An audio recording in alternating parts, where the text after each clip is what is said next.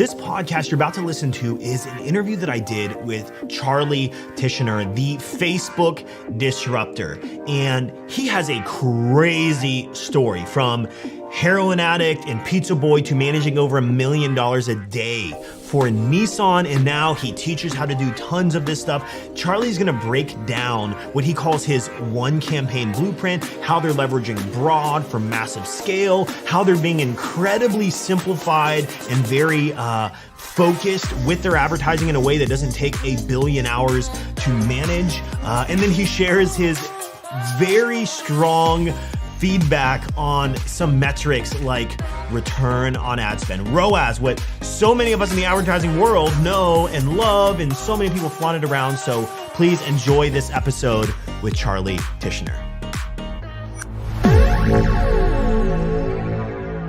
Everybody, today I have Charley Tichenor, and he is known as the Facebook disruptor.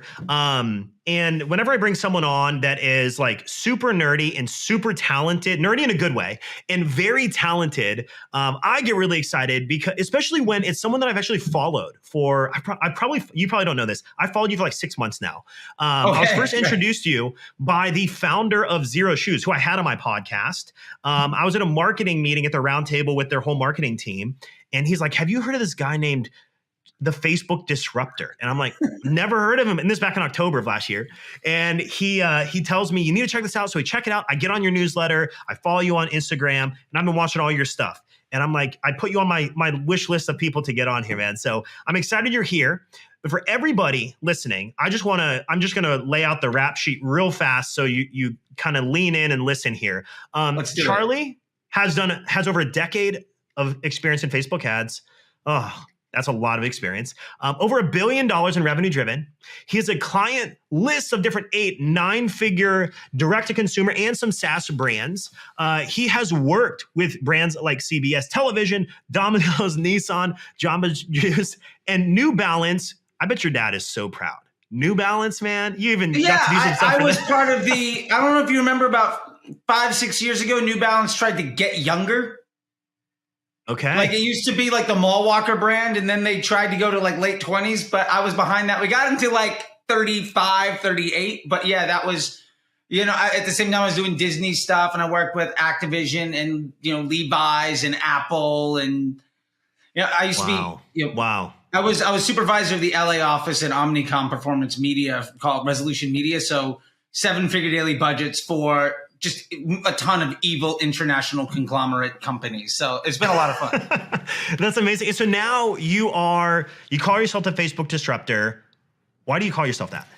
Honestly, it was originally CT the Disruptor. It was a Twitter account, because when I first got onto Twitter, because I was doing some stuff with D2C Newsletter and Pilot House, and I got a Twitter account and I hadn't had one. And I was just excited because I had, over the years before that, been banned from every Facebook group where people talk about ads because I was bad for business for every guru and their like nonsense funnels. And so when I finally made it back, I was like, I'm going to be able to talk to all the other people from the Disruptor group, because I was in the founding core 5-6 brands in the Facebook Disruptor group. 310 Nutrition, Purple Mattresses, Smile Direct Club, Movement Watches, and Match Group. Nice. I'm wearing a Movement watch right now. I love that. Nice. That's awesome. Okay, cool. And I was head up at 310 Nutrition at the time. But yeah, so I was part of the original core. And so I was just like, oh, cool. I'm going to meet up. I'm going to finally get the chance to talk to all these people again. And I realized that like none of them were public about it. But it took me like 3-4 months to realize that. And I had already basically been branded at that point. And I realized that the world had moved on from what I had seen in 2015, 2016 of all these people teaching really bad information.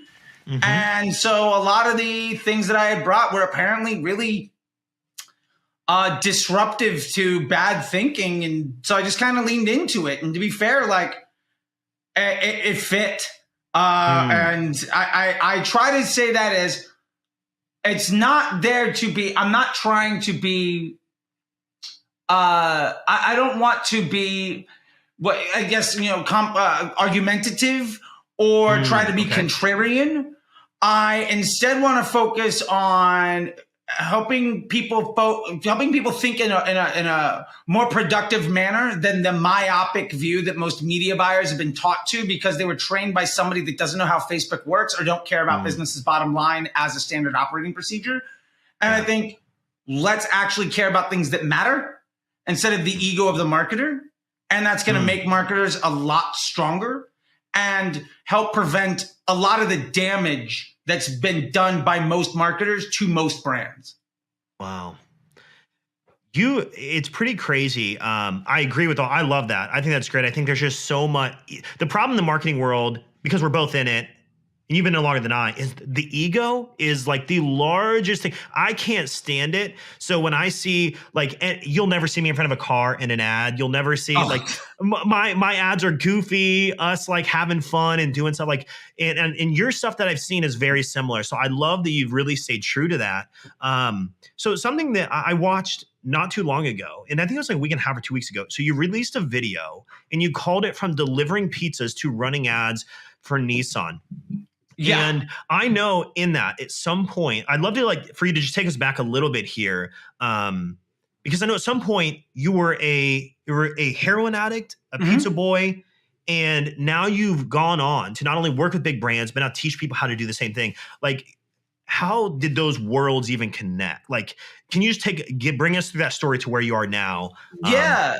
Basically, soon after high school, I became a pretty big drug addict, went to college, got a gig as a touring musician. I did that thing. I was a radio personality on Sirius XM, and I was rewarded for that kind of partying, but I got really good at self-promotion to the point where other people paid me to help promote them. And, you learn a skill when you're a touring musician and a radio personality. And, I went from answering phones at a AM radio station, having my own college radio, to being an afternoon drive time host on Bubba the Love Sponge. And then the Hulk Hogan sex tape happened. That ruined my radio career. A bunch of people caught charges. And I basically fled Florida to move to LA. And wait, hold on a second.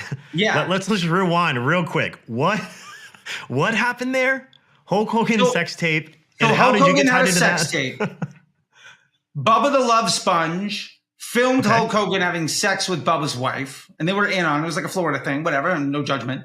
But then leaked it to Gawker, and there was a huge scandal. And as a result, Hulk Hogan and Howard Stern were the underwriters of Bubba the Love Sponge's radio network on Sirius XM. It was an extension of the Howard Stern radio network.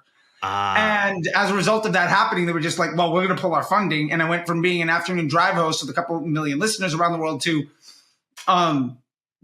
chains on the door. And it was now a Howard Stern replay channel. Wow. And many other things had happened, but I basically had the choice of jails, institutions, or death. And I moved 2,500 miles and got sober. Wow. That's crazy. Okay. I started to do organic social media stuff for other things. And I got a job. My first gig was doing data entry at some illegitimate social media agency on Hollywood Boulevard for $10 an hour. And I ended up automating all my work. I ended up basically doing the work of 8 people in a couple of hours. I watched all of The Wire at my desk in about 2.5 months before I got fired. And I brought the biggest client with me. And I started a social agency just doing organic growth hacking. Ended up going on AMC's show, The Pitch. And I was part of their last episode. Once they put me on TV, they canceled the show. We won the episode. They just saved the best for the last. That was it. They saved the best for last. Yeah. They were like, no, you're done. You're done. Cut. Yeah, funding pulled. Who made and I'm not even on screen for that long. But so we won that. And then because of getting that business, my business partner at the time was also my attorney. And he had designed the paperwork. So basically the ink wasn't dry on that contract and I was fired. And I took the biggest clients with me again. And my biggest client at the time fired me because one day he put in $100 into Facebook to run ads. And he's like, dude, I spent $100 on ads. It did more for me than paying you $2,000 a month does. And he honored the contract, paid it out, but it was like, we're done. And the next day I put my credit card in Facebook and started promoting my band. And within 3 months I was running stuff for Jamba Juice and Viking River Cruises. Within 6 months, I was doing things for Jay and Silent Bob and Robert Rodriguez movies and, Carrie Gaynor anti-smoking stuff. And within 9 months, I was supervisor at the Omnicom office because literally having run ads for 9 months meant that I was one of the top 5% most experienced people. And like I had performance marketing chops at agencies doing multiple things. And I have an MBA and, I've got a couple college degrees because fun fact, if you go to college, I didn't realize the ramifications of student loans, but like I just kept getting paid. I just kept getting giant checks written to me for showing up to school. So I ended up collecting a whole bunch of a whole bunch of checks instead of having real jobs. But I just created a mountain of like student loan debt, which I've since paid off. But like that's how I kind of sustained myself, that and being a musician. But so I ended up showing up with like 3 college degrees, an MBA in business from the Harvard Business Review, and having more experience than everybody else in running ads on Facebook. And they were like, hey, we need somebody to manage like 7 figures a day for these big brands. And we need to do very specific things. And I had the ability to walk the walk and talk the talk and do scientific case studies. So I got put in role where basically 7 figures a day, no real overhead. And my bosses had no idea how to do what I was doing. And so it was the Wild West for a little bit. And that was a lot of fun. And I was a bad employee. Like I didn't know how to use Outlook. I was showing up in like band t-shirts and cowboy boots and ripped jeans. And like, I was like, I had a gig last night. I just show up in whatever I was wearing. Like, that's amazing. I was more eccentric than the creative directors at Shy a Day and all of those good guys. And, I bounced around from agency to agency. Basically, I'd work there for 6 to 9 months. I get fired. I get my boss's job at the spot next door.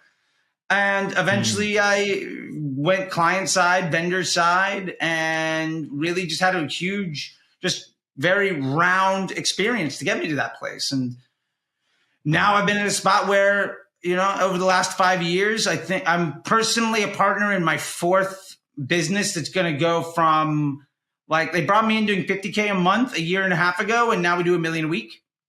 Wow. That's the 4th time in the last 5 years I've done that, and I'm about to join my 5th one that's on a similar rate. And I've also grown my own stuff, and it's now it's not lucky, it's a process. And so I've really just tried to take what I've learned and make it readily accessible to people. And generally that is difficult for people to take in, but I look at it as from a business perspective. And that means that what I have to say comes from a different place. And that's just come from my background of having to make $1 million a day work is a lot different than somebody trying to keep a client that's spending $30,000 a month by looking better on a report so that somebody else gets fired, even though I'm not doing any decent work. And that just gives me a different perspective. Every time I hear that's probably one of the craziest stories I've actually heard on the podcast, because I've heard some crazy, like from here to there, Zero Shoes, Steven Sashin came in, pitched on Shark Tank. They wanted all his business. He turned them down, and now he did 33 million last year, whatever it is. So like I hear stories like that, and I'm like, that's really inspiring. And then when you hear the ones that it's like, man, you were a pizza driver. You became a Sirius XM. You're busking. Fired from Pizza Hut. Like that's how bad of a pizza delivery. I took 3 months and they fired me. Like that's how bad I was. And I had to make choices every day between like gas, food, and drugs. Like so, like I know what that looks like. And to be fair, like this summer I'm going to buy a place in Chelsea as my like second house. It's been 10 years. This is stupid. Like it is ridiculous. But it's not anything that like I'm not necessarily special or unique. So I'm just trying to make that accessible for everybody. It's always inspiring to me to hear when someone hits that bottom of the barrel, when you hit that life-altering moment. And I feel that many people I had that moment for me, and that was like 6 years ago. Yours is really extreme to be in that position, man. But like when you have that, you feel backed in a corner. You have to choose. Am I going to fight? Am I going to leverage this pain, this fear, this everything that's going on to change my trajectory in a good way? Or am I going to let it just demolish me? And to see that you were able to do that, to move into where you're at, you're about to buy a new place. You have 4 going into, I think you said your 5th business. That's unbelievable. That takes a lot of mental fortitude to continue to do that, man. Well, thank you. Yeah, I'm stubborn. I'll put it that way. That's awesome. My wife would agree. I probably share similar tendencies, man. I like it. Hey, it works for some people. You just got to figure out the social aspects after that. I want to talk. So you have something that you call the One Campaign Blueprint. I would like to talk about that if that's okay. But before we do, though, I want to talk about mental fortitude. One of the greatest things, because I teach a lot of Facebook ads myself for e-commerce, and one of the biggest barriers I think to many people winning is mental fortitude. They trust their emotions and they don't trust the mathematics of the situation. They let their emotions get in. They start touching things. And there's something you said in a video that I wrote down that was really interesting to me.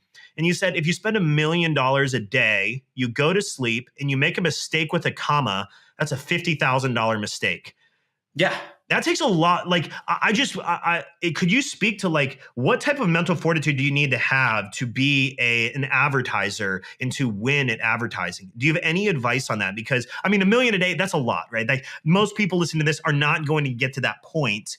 Sure. But like it requires a lot of mental fortitude to do this. And that was like an extreme example you said that really just stuck out to me.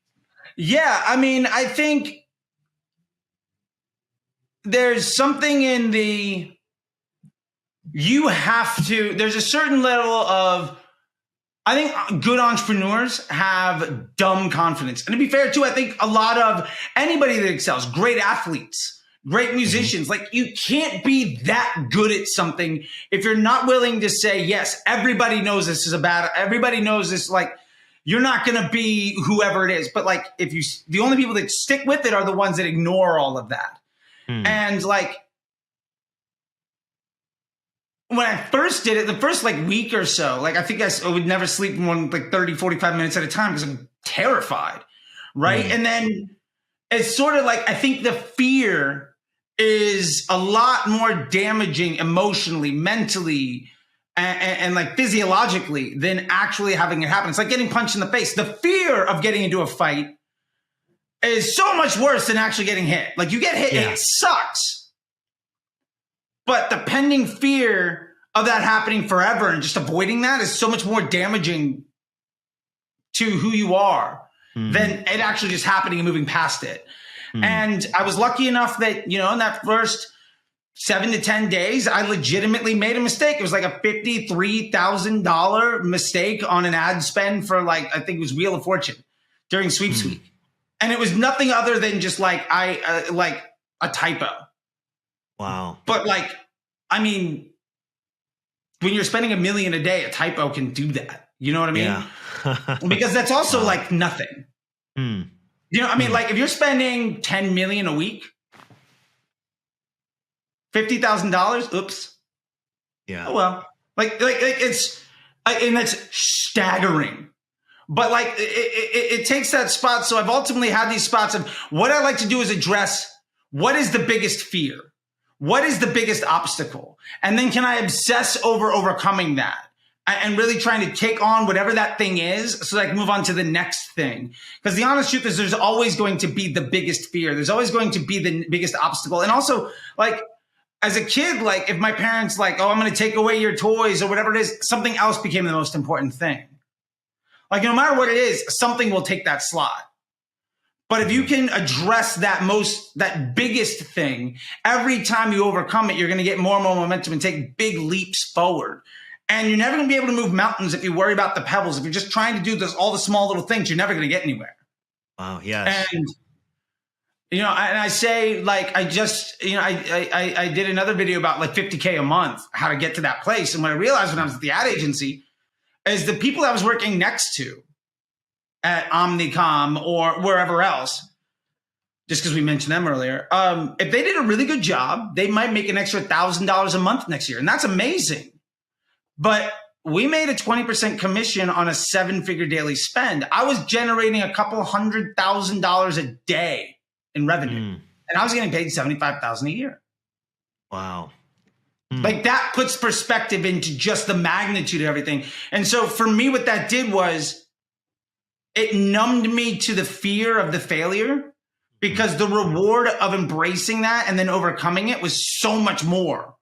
So I just, part of the reason I was a bad employee is because I actively went out and did as many weird things as I possibly could with ridiculous budgets. Some of it I wasn't allowed to do. To be fair, it was probably a good move for them to move on. I wasn't a great employee there, but I learned a lot. And I've been able to share a lot of that with other people. So me being a bad employee there does more good than bad, I think.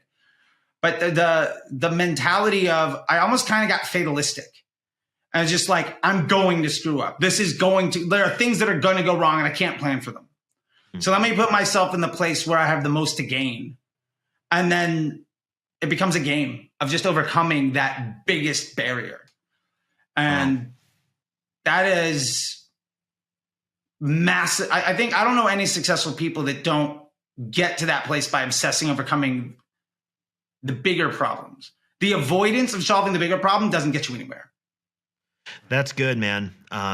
There's always going to be the next biggest fear. And you know, I believe advertising, especially paid media buying, is such like a mental fortitude game that you level up as you go. Like I think that you ascend through levels. The first time you spend 1,000 a day or 2,000 or 3,000 or 5,000 or whatever that is, $1 million, you were like thrown in the deep end, it sounds like. Yeah. But for the rest of us that are like growing our businesses, you start to tear up through this, but you have to have mental fortitude. You have to trust the process. You also have to try to like break things to get to that next level, it sounds like.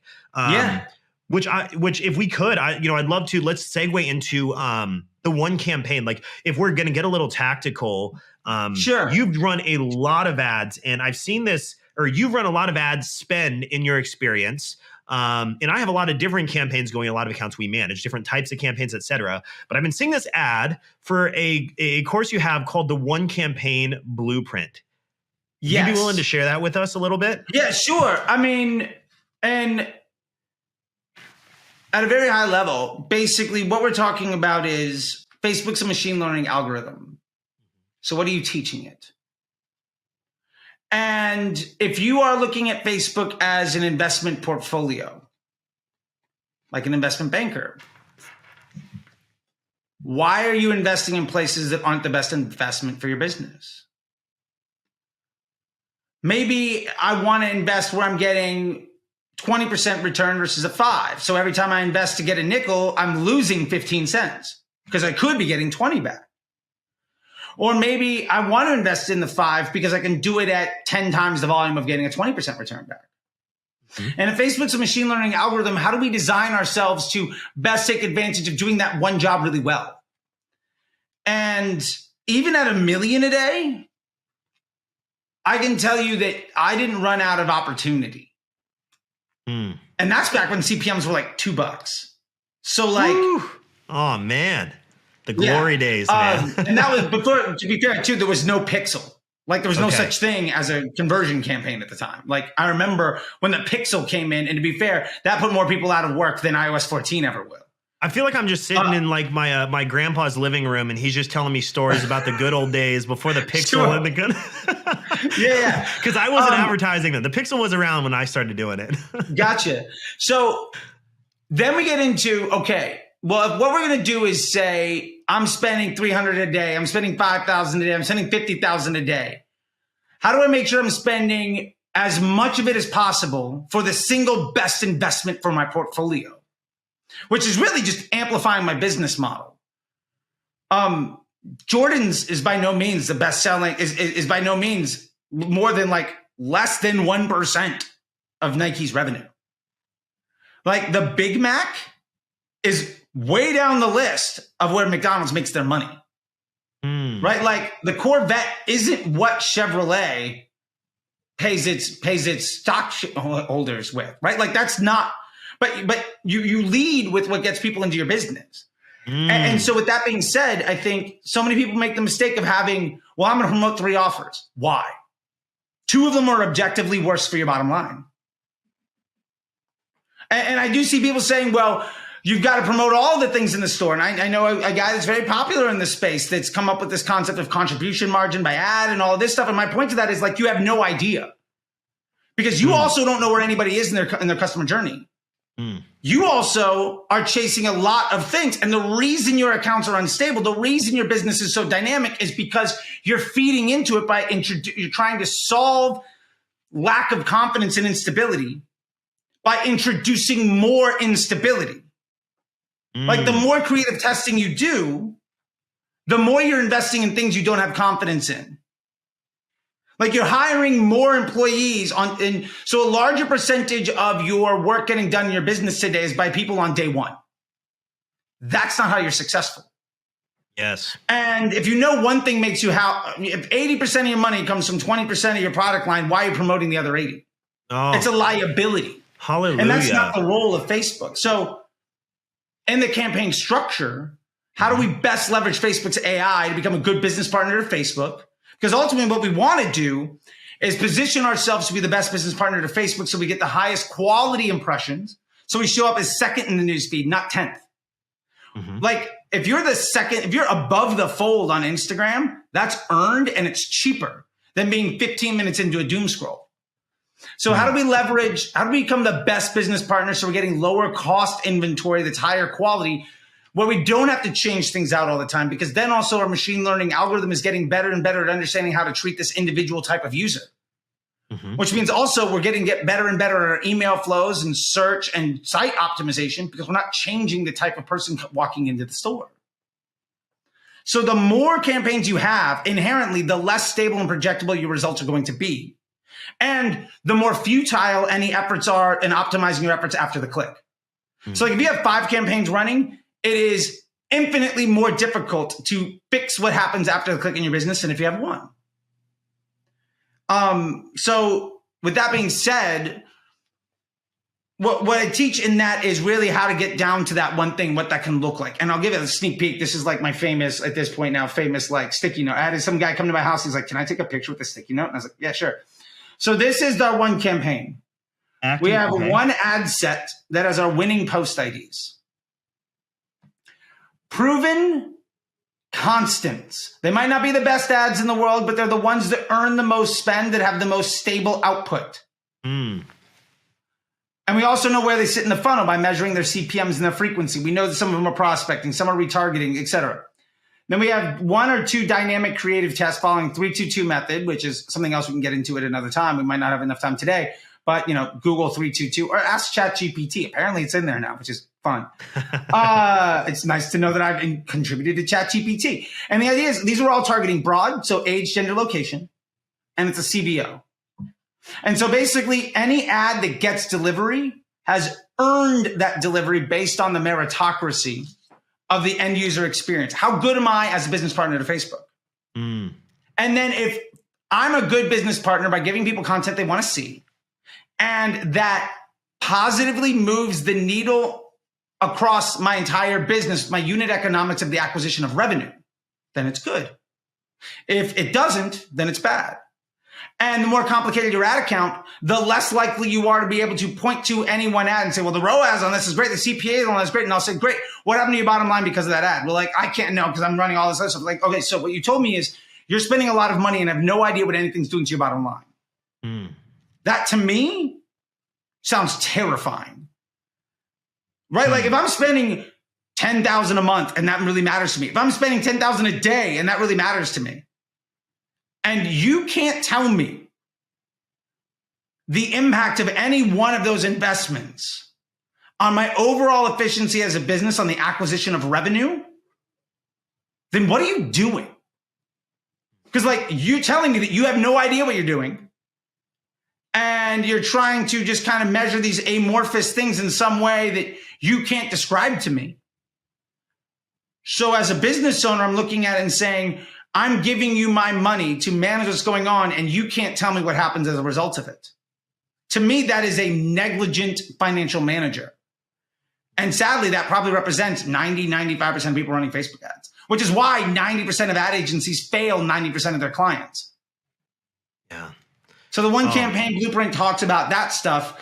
And in Disruptor School and the Facebook Ads MBA program, we get so much deeper because that's easy to set up.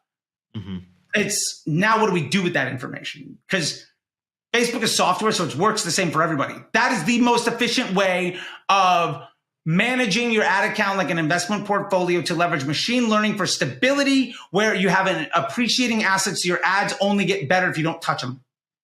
Like literally, if you do nothing, it'll just get better over time. And then how to strategize around what tests to run. And then all of the other things, now that Facebook is 45 minutes a week, what are you going to do with the rest of your business and the rest of your time? So like that's what it's all built around. So the one campaign sort of teaches you that introductory piece. Disrupt School says, all right, how do we do all of that plus all of the other things in the business? Like, and we have courses in there for master classes in there from like Sarah Levinger on consumer psychology and stuff from this guy, Glenn Rudin, about brand positioning, me on PSM, which is what you should actually be measuring, not ROAS or silly things like MER and contribution margin, whatever. And we're also getting stuff in from Buddy Raoul. It's going to teach like Google Ads, Google search for Facebook marketers. And how Jesse DeBear from Mute 6 is teaching like how to do onboarding as an ad agency. So all the people that I know that are excellent, you get to learn from all of them about how to do all the things now that Facebook is easy. Because Facebook itself is extraordinarily easy and simple. And if you don't feel that way about it, it's because the people teaching you how to use it fundamentally don't understand how it works, or the way that they're defining success isn't aligned with what you need from the investment. And I don't know that in most situations that's not out of neglect or malice. I think it's a lack of overall exposure to the impact of your work. And just, I've been in situations where you literally, like, when you're spending $1 million a month, $1 million a week, $1 million a day, and you're not the only person at the table spending, and there's like Deloitte on the other side of the table, you need to have a really good answer that's stable enough that they don't need you. Otherwise, you're never going to be able to exit the business. And all you really ever did was build yourself a day job where you're going to work harder and harder and harder and bring home less and less and less. Because I know plenty of people running 8-figure businesses that take home a lot less than I do. And a lot of other people do that have just a simple system that produces a high upside. So I think it's somewhere in that is sort of what we talk about and how to take a look at things. It's really interesting. Every time I talk to someone who's like in our world and ecosystem, like what we live and preach and do, it's always exciting to see overlap. So like one thing that I saw, there were two steps that I had read on your one campaign blueprint that you talk about is you say step 1, stop wasting time with targeting, let the ads do it for you. And then step 2 is to run traffic to the lowest cost audience. It's interesting because like we've been teaching for so long and telling our people, like it used to be you go super mediocre, crappy ad, like whatever, just lob it out there to a super niche audience and you can gain some traction. And now we've seen a shift to where you need great ads to larger, broad, and you start to see, let the AI, you let the machine learning start to work in. Yeah. Is that your belief as well? So is that like where you're in line with? So that change happened in 2018. Mm-hmm. So for the last 4 or 5 years, that's been the standard. Before 2018, Facebook operated like Google Display, where it was random distribution within an audience. So you had to target to make sure the right people saw your ads. In 2018, Facebook brought in widely available something called advanced matching, which allowed you as the advertiser to leverage everybody else. So if you're running a lead campaign, it's going to leverage everybody else that fires a lead pixel. If you're doing e-commerce, everybody else that adds the cart, everybody else that views products, what's the metadata on that product? For instance, when I was running New Balance, we found at scale, 2/3 of the money we spent where it was our business's first impression with the customer was somebody who had abandoned cart in the last 7 days at one of our competitors. The idea is not that you have to create a funnel, because you can't. The average customer journey is decades long. The idea is that you need to earn the attention when somebody is making that decision on their own right. You need to earn that place in their customer experience. And so ads do the targeting, because if you put in no parameters other than age, gender, location, Facebook's going to show that ad to the person that most wants to see it. That's going to have the best estimated action rate. So if the type of attention that you're buying isn't good for your business, the ad isn't good enough. Or the way you monetize that attention isn't good enough. So if you launch into a broad audience like this, because I can hear someone listening right now saying, Charlie, I've launched abroad, I've done exactly that, and I haven't seen traction within the 3 to 7 days. Like, haven't gotten any. I've got no purchases. Insert whatever. What would your response be to that? Is it do you think it's the ad then in that scenario? Yeah, I think 3 things. Number one, what happened to the rest of your business when you did that? Half the time I have a conversation with people like, man, my business is great. If I can just make Facebook work, it's going to be awesome. It's like, well, what happened? Well, we did X, Y, and Z. We've been trying the broad now for like a month. It's just not working. I'm not seeing any sales. Like, but when you started broad, did you start to earn a lot more money? Maybe your attribution isn't there, but as soon as you went to broad, your actual organic search went through the roof. Your direct on Google Analytics went through the roof. Your search volume on Google went up. The performance of your organic social improved.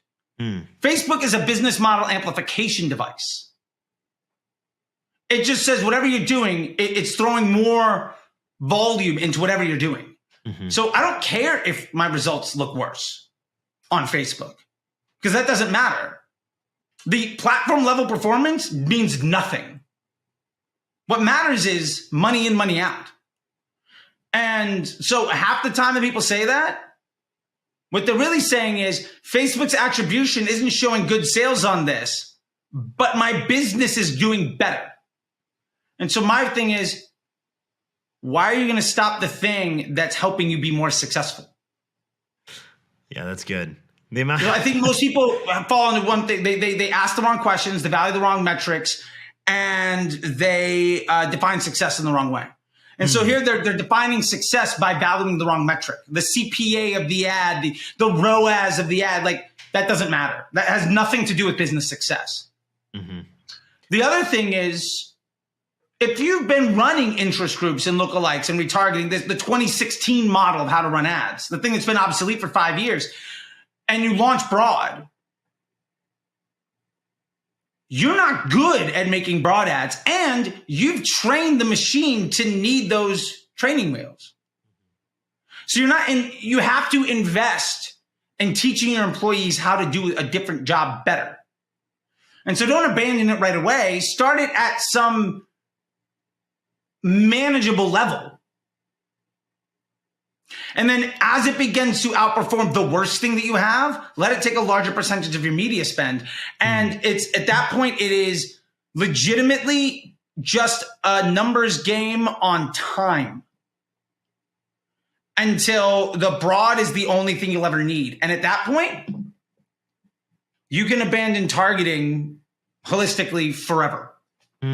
Sometimes that takes 2 weeks. Sometimes that takes 2 months. And there's nuances to it because you're probably running multiple types of ads to multiple parts of the funnel. You're probably promoting multiple things. You're probably leveraging other stuff. And your media mix probably requires you to take advantage of that. So when you start going broad, you're not taking advantage of search in the same way. And your emails might perform differently.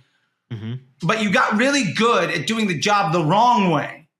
Doesn't mean when you do it the right way, you're going to be better. You have to learn how to do that. And I think most people say, well, I'm running lookalikes and I'm running broad and my lookalikes just perform better. And I'll ask them, well, what happens if you turn off the lookalike?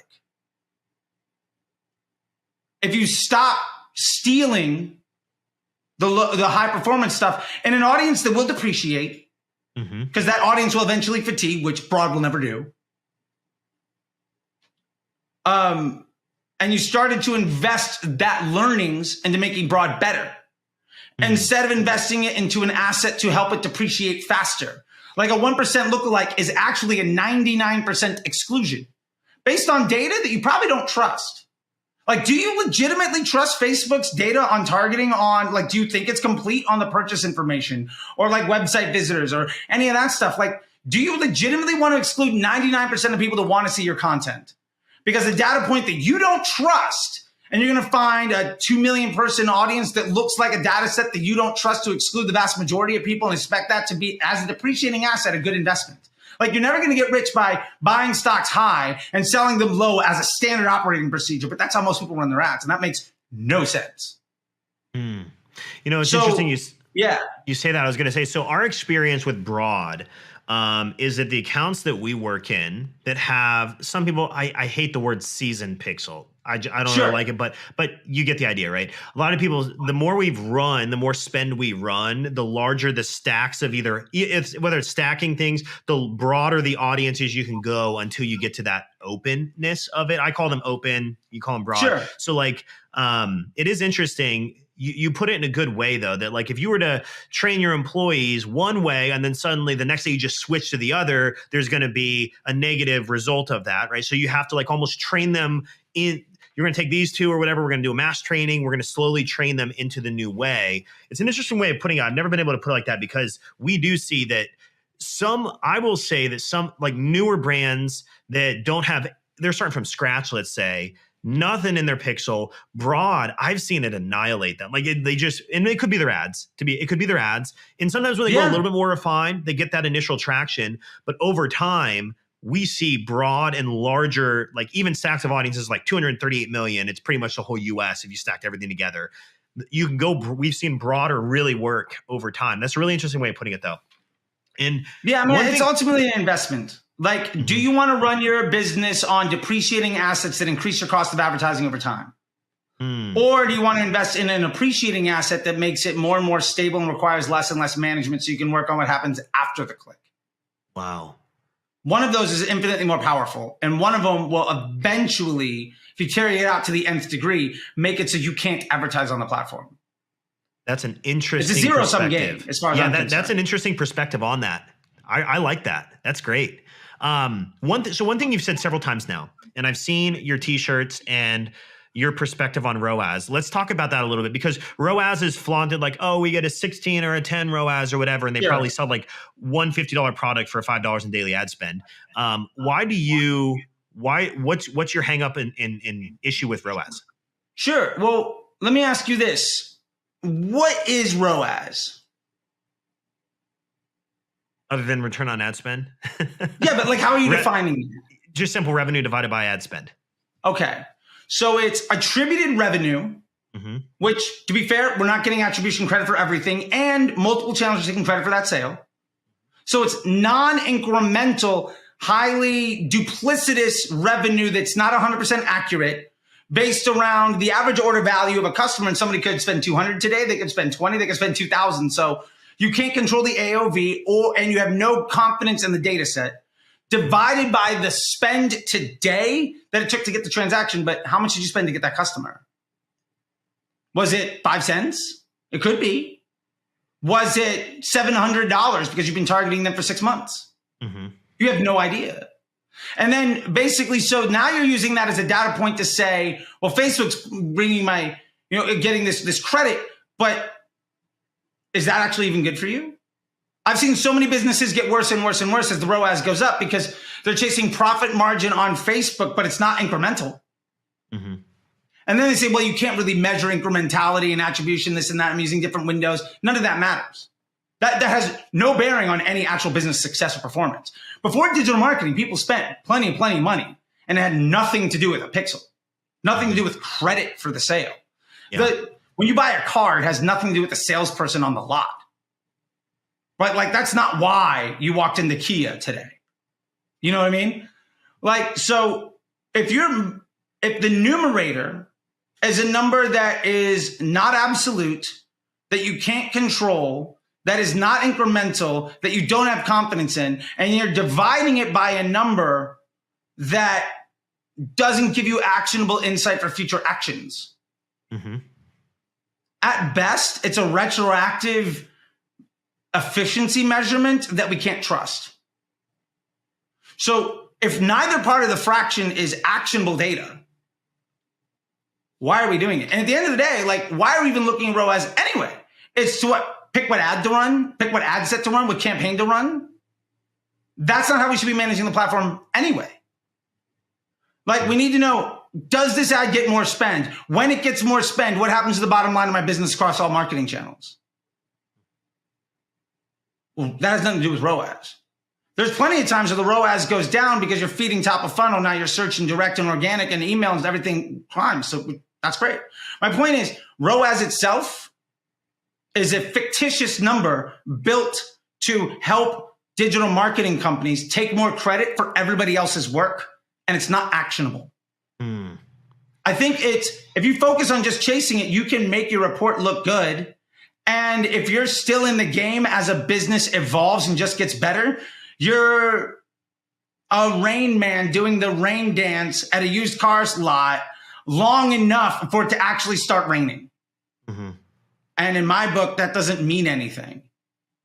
Yeah, because so some interesting perspective. So one thing I say all the time is I say advertising is the tide that raises all boats. So like email looks really good when ad spend goes up, organic looks really good, direct, all those things you said, definitely agree on that. As far as like making decisions within the ad account though, how do you what's your preferred way of making decisions with it, at least on the ad level? Like it holistically will rise revenue, but what is that thing that makes me say kill it, trim it, stack it? Like what is that metric you primarily look at then? Did it earn spend? Or more importantly, if it earned spend, how did the media mix of spend change? And did my overall performance improve? How do you define the performance? Blended CPA, profit margin per day, acquisition, whatever the business objective is. So am I trying to acquire new customers? Am I trying to improve acquisition of revenue volume? Am I trying to improve top line, bottom line, whatever that is? As my investment portfolio changes, meaning the amount of spend that every ad gets evolves, is that good or bad for me? And if something getting more spend is net bad for my bottom line, well, I know it's bad for me. My bad ad that gets all the spend might be the reason that my Google search is so high. That good ad that gets all the spend might not ever be scalable. And as soon as I try to isolate it, it breaks because it's only good as the 12th touch, but it's getting enough volume because of everything else. So yeah. And if your ad account is not simple enough to make that insight, then you're setting yourself up to not be able to take actionable. You're not able to take action on the data that you see. So I would say your ad account architecture is a liability to the success that you want to have because you've set it up in a certain way where you're not able to actually point to the net impact of any dollar spent in any place. And again, if you can't tell me the impact of my investment portfolio on my bank account, why am I giving you any money at all? That's good. I want to just kind of to close here, just be respectful of your time. Sure. A few different takeaways that I kind of have in here that I think is worthwhile, and please expand upon these as I kind of add these. So the first thing I've kind of seen here is that there's always going to be another fear. So as you're going into advertising, as you're growing your business, there's always going to be that next level you have to break through that you have to have mental fortitude for. The second thing I believe, or that I've seen, and you've talked about, is that simplicity is better than simplicity over complexity. Too many people are super complex, really diverse, burning themselves out in a lot of different areas, and they're wondering why nothing works.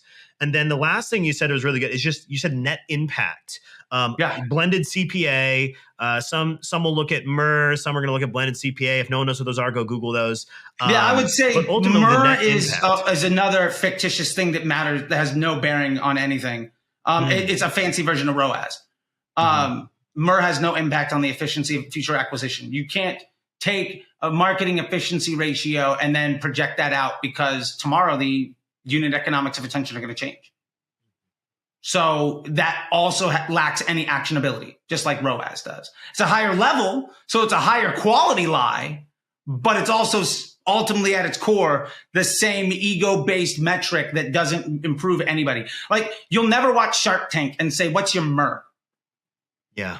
You'll never see anybody say that. And they'll like that because that doesn't matter. Like a good MER is completely dependent on 1,000 other things. And honestly, answering those 1,000 other things makes the question of MER completely useless. One thing they do ask is, how much does it cost to acquire a customer? That is one thing that they say. Yeah, that's your CPA. Done. How much does it cost to produce your product? That's your COGS. How much is the customer worth? That's LTV. Boom, there's your PSM. How much more can you spend to acquire a customer at scale? That's the only question you need to ask. That's profitable scaling margin. And I've got an entire masterclass on that in Disruptor School. So you can run your business like it was a Shark Tank inside of your school instead of some 24-year-old kid that wants to decide whether or not they want to do this with the rest of your life and giving them all the money for the future of your growth and like struggling when it doesn't work out because you've trusted somebody that has no idea how business works, that has been taught to value their ego over your bottom line. And oh, shocker, like it's not good. You just described 98% of marketing agencies. Yeah. And it's not a slight. There are very good ones out there. It's just you got to know what to care about. But yeah, dude, thank you so much. My handle's down over here. It's at CT the Disruptor. You can also check me out at disruptorschool.com. Follow me on all the things. I'm literally on every social media platform posting multiple times a day. And I'm wide open to any questions that anybody has. And if you disagree with anything that I say, you have an alternate take, please challenge me and have that conversation because that's how I get better.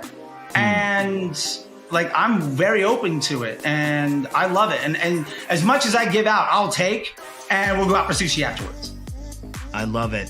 One final thing I'm going to close on, and this is actually a quote from you, Charley. In a recent video, you said, ultimately, I should be dead right now. So every day is a gift and I try to give it back. And I appreciate you, man, for giving this back to our audience, for giving this to me, man. I appreciate you. If you guys don't follow Charley, you need to. He is level 100% every single video, and I appreciate that. So, man, thanks for being here. Everyone, you've been listening to the E-Commerce Alley podcast, produced behind the scenes of the legendary Dylan Count, and we'll see you in the next video.